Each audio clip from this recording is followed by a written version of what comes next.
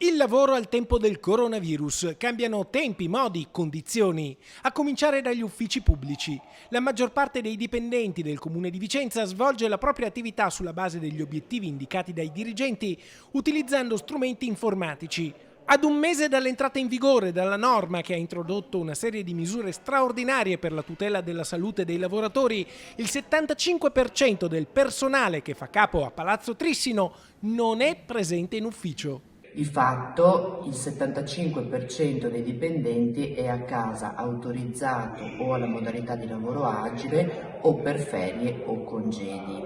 Il Comune di Vicenza si è adattato in tempi di record alle previsioni dettate dai decreti emergenziali che prevedono che la modalità ordinaria di svolgimento del lavoro sia la modalità di lavoro agile. Insomma, il 75% dei dipendenti comunali è a casa, in smart working, in ferie o in congedo, mentre chi deve occuparsi di attività indifferibili continua il proprio lavoro in ufficio o sulle strade. Oggi sono presenti negli uffici comunali solamente coloro che devono svolgere attività indifferibili o comunque legate all'emergenza, quindi polizia locale o dipendenti del settore dei servizi sociali.